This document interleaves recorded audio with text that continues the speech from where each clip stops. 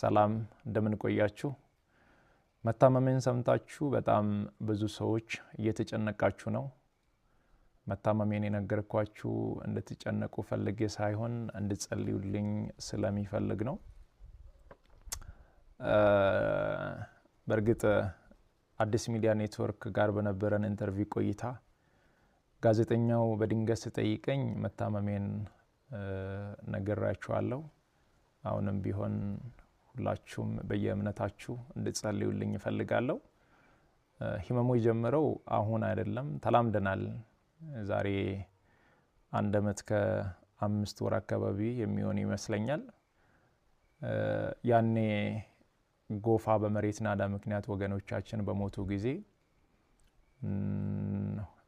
ለማገዝ እዛ ነበርኩኝ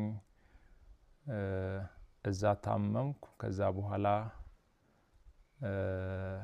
ህመሙ በዛው ነው የቀጠለው እስካሁን ባለው የህክምና ክትትል ያደረኩ ነው ቀጣይ ያለው የህክምና ሁኔታ በቅርቡ ከሀገር ውጪ ሄጄ በህክምና አደርጋለሁ ህክምና ብቻ ሳይሆን በዚህ ሰዓት ለኔ የሚያስፈልገው ኢትዮጵያ እናቶች ኢትዮጵያ አባቶች ወጣቶች ሁላችሁም በየእምነታችሁ እንድትጸልዩልኝ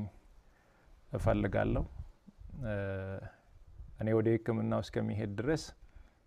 የታመሙ አልጋ ላይ ያሉ ወገኖችን ያሳከመን እንቆያለን በመጨረሻም አንድ ማለት የሚፈልገው በዚህ ሰዓት ለኔ የሚያስፈልገኝ አንድ ነገር ብቻ ነው አሁን ከሚነግራችሁ ነገር ውጪ ለኔ ምንም ነገር አያስፈልገኝም ሁላችሁም በየእምነታችሁ ጸልዩልኝ ጸሎትና ጸሎት ብቻ ነው የሚያስፈልገኝ ከዛ ተረፈው እግዚአብሔር ሁሉን ይችላል